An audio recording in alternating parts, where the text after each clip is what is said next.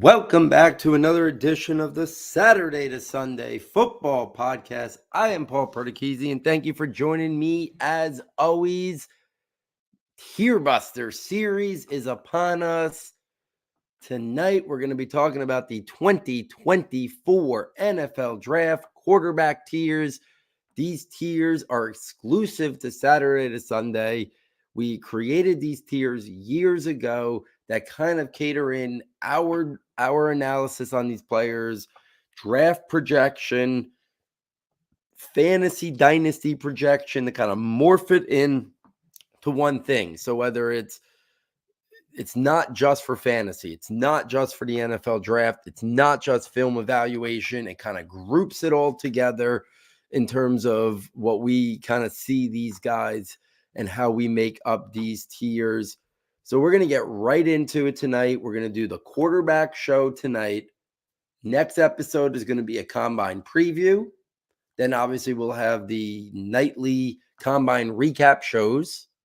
And then after the combine and the dust settles, then we will do running back, wide receiver, tight end TierBuster shows before we start bringing on great guests from the industry to kind of help us pick their brain a little bit. Some to talk about quarterbacks, some to talk running backs, wide receivers, tight ends, some other guests before the NFL draft. And before you know it, we'll be late into April and it'll be draft weekend. So let's get right into it. Let's start, as we always do, with me discussing the tiers. So these are exclusive S2S tiers at the quarterback position exclusively. The first tier is made up of a first round selection in the NFL draft, a guy who would be a late round 1, early round 2 dynasty rookie pick in one quarterback leagues, a round 1 dynasty rookie pick in Superflex or 2 quarterback leagues, considered potential franchise quarterbacks. ETA is day 1 or sometime on year 1, or in a rare circumstance, the beginning of year 2. So our tier 1 quarterbacks are guys who we consider potential franchise quarterbacks to be selected in round 1 of the NFL draft, round 1 of rookie drafts with Superflex or 2 quarterback drafts, late round 1 or round 2 of dynasty rookie drafts where it's 1 quarterback league. The guys that make up my tier 1 and fit that criteria are Caleb Williams, Jaden Daniels, Drake May, and J.J. McCarthy. Now, within that tier, if you listen to the most recent episode, I did talk about there is a break for me, but based on those characteristics of first round NFL draft pick, potential franchise quarterback, round 1 rookie drafts of Superflex 2 quarterback leagues, J.J. McCarthy fits into the tier 1 criteria. But inside of that tier, there is a separation for me. Caleb Williams, Jaden Daniels, and Drake May are guys that I consider guys that I'd be comfortable taking top 5 of the NFL draft. J.J. McCarthy fits a lot of that criteria, but I still think he's more of, I said, late teens through the 20s. I think he's going to get pushed into the top 10. But I just think there's a little bit more question marks with him. And I'm not going to get into all the J.J. McCarthy stuff. If you hadn't listened to the most recent episode, I spent like 20 minutes talking J.J. McCarthy on the previous episode. So that's kind of my tier 1. Caleb Williams, Jaden Daniels, Drake May. If you've been listening to me for a long time this year, I did have Drake May at number 2 and Jaden Daniels at number 3 until recently. Watching more film, it's impossible to watch this year's film and not come away amazingly impressed with Jaden Daniels, his playmaking ability, his touch and accuracy vertically down the field, the way he was able to carry his team on his back, his second reaction plays, his ability to improvise, traits that are critical at the next level to be an elite franchise quarterback, a guy who can carry an offense, win a Super Bowl, win playoff games. You need some of those traits. Whether it translates for Jaden Daniels is unknown, but he possesses those traits. He possesses those traits in college. able to carry a team on his back, make game-changing plays with not only his arm, but also his legs. The development and growth he has shown as a player speaks volumes of him also. So Jaden Daniels at 2, Drake May at 3. Still think Drake May has all the physical traits. I think everything I thought about Justin Herbert coming out, I think of Drake May. They are very much clones in my eyes. Their size, their frame, their athleticism, their arm talent, the question marks about maybe some bad decision-making or inconsistencies in college. I think sometimes Herbert was trying to do too much at Oregon. I think for sure Drake May was trying to do too much at UNC. And then Caleb Williams. The package is as special of a prospect as we've seen in terms of the arm talent, the second reaction plays, the thrown off structure, the thrown on the run, ball placement. But I do think, and I've talked about this during the year, I think his personality, and I don't know it, and I'll never get that opportunity to have a conversation with him. But I think there's some things he's going to have to answer. And for me, it's not any of that nonsense that people have questioned. To me, it's on the football field and during the football game. There were just times that when the team struggled and you looked over on the sideline, you seem to see a player who is very disinterested. The body language and the makeup. Now, maybe it's nothing. But if I saw that on network TV broadcast, there's got to be other people, scouts who nitpick and critique every single thing. So I think there's some questions that he has to answer about that. He didn't have the best year. He took a little step back. His decision-making was more suspect. His second reaction play success was significantly less than it was the year before. So he's still number one for me because the total package, if you get the guy who we saw 2 years ago, if you get the guy who puts it all together with the traits, you're talking about a guy who can do everything.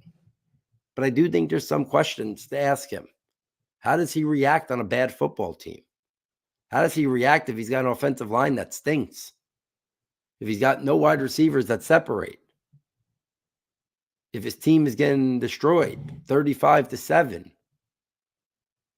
Does he have that makeup? I think is a question that the way the NFL works, the way scouts think, they saw the same things I saw and probably then some. And maybe they got the answers that satisfy their questions by talking to people in the know. But I think it's at least a topic that he's going to have answered. And I think the gap that was once there of really wide, I don't think it's there as much anymore. I still think he's going to be the first quarterback taken, but I don't think the gap is as wide as maybe what we once thought compared to Jaden Daniels and Drake May. And who knows, maybe even J.J. McCarthy, the way things are going lately. So that's my tier 1. Let's go to my tier 2. First, let's talk about what makes up a tier 2 quarterback prospect for me. It's a day 2 selection in the NFL draft. So we're talking round 2 to round 3. In rookie drafts, we're talking a mid-round dynasty rookie pick in 1 quarterback leagues. We're talking about a round 2 dynasty rookie pick in Superflex or 2 quarterback leagues. We're talking about a guy you can win with, potentially develop into a starting quarterback, but might lack some consistency or there's some question marks that have to have answered. Starter potential or high-end backup or spot starter. I think that's what you're kind of looking for in this scenario. Those are the guys that make up those are the characteristics that make up our tier 2 quarterbacks here at Saturday Sunday. Who is in that tier for this draft class? For me, it's just 2 names. It's Bo Nix out of Oregon. It's Michael Penix Jr. out of Washington. I think Bo Nix is close to being a tier 1 guy, and I think Michael Penix is close to being a tier 1 guy. But I think with how strong the top of the quarterback class is, how strong the wide receiver group is, how strong the offensive tackle group is in this class, I think Bo Nix and Michael Penix probably are day 2 guys. If one joins the tier 1 group, I think it's going to be Bo Nix. I think there's just less question marks, less injury concern, more athleticism and second reaction ability that would put Bo Nix ahead of Michael Penix Jr. A decade ago, if you wanted the traditional pocket passing quarterback, Michael Penix might be the first quarterback taken in this draft. But it's a different world. It's a different time. If you wanted the traditional guy like a Carson Palmer type, that's Michael Penix. He's got some of the best arm talent in this class. We saw it on display all year. But how does he handle pressure? What ability does he have to overcome pressure? Can he make second reaction plays? Can he make these throws when on the run? Those are the question marks. So for me, I got 4 guys in tier 1, 2 guys in tier 2. Tier 3. What makes up a tier 3 quarterback prospect? We have it as a day 3 NFL selection between the rounds 4 to 6. So it's kind of a wide range here. We saw a lot of guys go in this area last year in the draft. Teams are looking to find high-end backups, and if they hit the lotto, maybe a starter. In terms of dynasty rookie drafts, these guys are probably watch list guys on the waiver wire if it's a 1 quarterback league. If it's a super flex or 2 quarterback league, these guys probably get drafted somewhere in the later rounds and stashed either in a deep roster or on a taxi squad.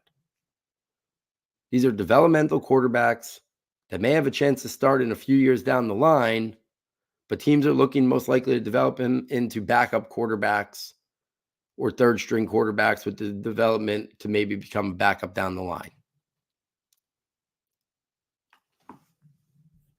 The guys that make up my tier 3 of quarterbacks starts with Spencer Rattler out of South Carolina, Jordan Travis out of Florida State, Joe Milton out of Tennessee, and Michael Pratt out of Tulane.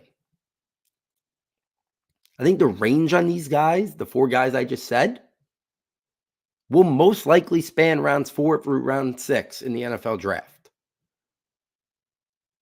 I think Spencer Rattler will go early round 4. I think Michael Pratt might go early round 4. I think Jordan Travis with the injury probably go round 6. And I think Joe Milton with the development and upside, with the development and refinement needed, he probably goes somewhere in round 4 or round 5. But Rattler's intriguing because this is a guy that not that long ago was considered maybe a guy who could be a top overall pick in the NFL draft 2 years ago. He's got the arm talent. He's got the second reaction playmaking ability. He can improvise. I thought Jordan Travis was very underrated all year. If it wasn't for the injury, Florida State's going to the playoff. I talked a lot about how I liked him more in Jaron Hall, and I thought Jaron Hall was an interesting early day 3 prospect last year. I thought Jordan Travis was on the trajectory to maybe even be a round 3 guy this year pre-injury. Joe Milton's got elite arm talent to make any throw. Velocity and strength, but a lot of refinement needed in ball placement, accuracy, progression reading, stuff like that. And then Michael Pratt is a guy who I think the NFL likes higher than me. I talked about that on the last pod too. I think they look at him as a guy who they think could be a good backup quarterback and maybe spot starter. I'm not there with him. I'm a little lower on the board with Michael Pratt. I'd take the upside of Rattler, Travis, and Milton over Michael Pratt, but I think the NFL likes him a little bit more than me. And then my tier 4, these are late rounds, so round 7, priority free agents or UDFAs in the NFL draft. Practice squad or third string quarterbacks. or guys that we just have limited exposure to right now. The guys who make up my tier 4,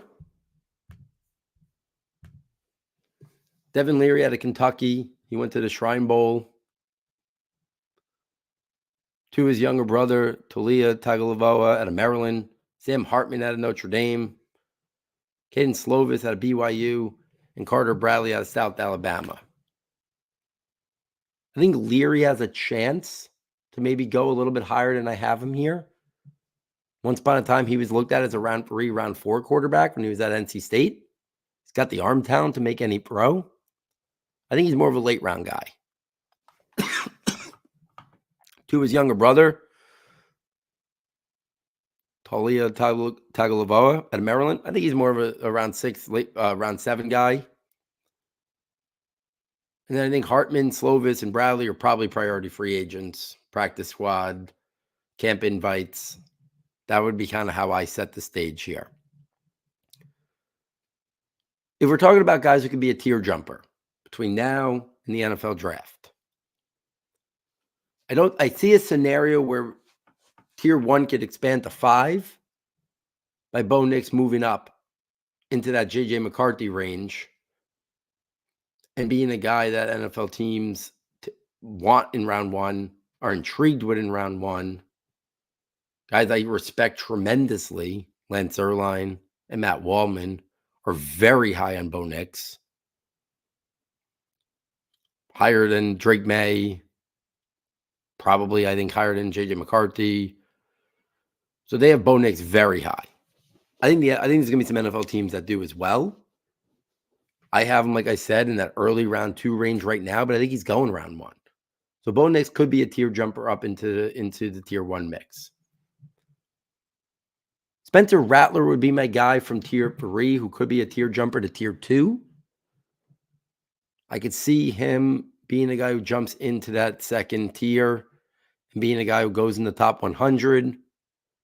I think Rattler's talent is as good, if not better, than Matt Corral, Desmond Ridder, those type of guys who went round 3. So I think Rattler could be a tier jumper up. And then I think a tier 4 guy who could move into tier 3 would be Devin Leary because he's got the physical traits. So those would be my guys to keep an eye on as tier jumpers. Bo Nix, Spencer Rattler, Devin Leary. If anybody moves tiers anytime in the pre-draft process for me, I will share that and update that not only in the notebooks, but on the air as well here on the podcast. But that would kind of be where we sit right now. It's a really deep quarterback class. It's got 4 or 5 guys who are going to go round 1. It's got 3 or 4 guys who are going to go top 10, potentially 3 in the top 5, potentially 3 in the first 3 picks in the draft. Then you got a good day 2 group there potentially with Bo Nix and Michael Penix and a wild card maybe like Spencer Rattler. And then you got an interesting couple of guys on day 3 like Joe Milton or Jordan Travis. So I think it's a really strong quarterback class before it falls off. And there could be some movement tier to tier, but probably more just re-ranking in the tiers with maybe like the guys I said who are at the top of a tier could jump into the lower portion of the tier above it. And those names, like I said, would be Bo Nix, Spencer Rattler, and Devin Leary. The quarterback tiers are usually the easiest one to do because I don't think we're really waiting on too much stuff except just continuing to watch more film. Maybe we see something in some games that we just haven't had eyes on yet. So it's easy to kind of break down the quarterback tiers. There's only really about 10 to 12 guys you really feel like are draftable to kind of rank in these tiers. But if there's any fine tuning, if there's movement within the tiers, I will share it for sure on air. Obviously, it'll be updated in real time in the notebooks as well. I have made a tab for the tiers. I have put the detailed description of the tiers in the notebook and what makes up the tiers. And then I've now filled in the quarterback tiers to represent what we just talked about on this show. If you're enjoying this content, if you want access to this stuff in real time, please get over to the website, S2S Football. Fastest and easiest way to get there. Check out the premium content tab, and for $9.99, you get it all. Access to all of our premium content, the scouting notebook, the rankings notebook, and then in April, the draft projections notebook. If you have any questions on any of them, you could read the detailed descriptions on the website. You can reach out to me on Twitter, and I will get back to you for sure. Next up, Combine Preview. Whole bunch of recap Combine shows before we get back into the TierBuster Series to finish off the TierBuster Series with running backs, wide receivers, and tight ends. If you can't buy the premium notebooks, please, wherever you listen to the podcast, rate, review, subscribe. Like us on YouTube, subscribe on YouTube, just so you know we're putting the podcast up there as well, just so if people are on YouTube and prefer to listen to it that way than in their podcast app. So, on behalf of our sound tech engineer, David Nakano, and myself, thank you for joining us, and we look forward next time taking you from Saturday to Sunday.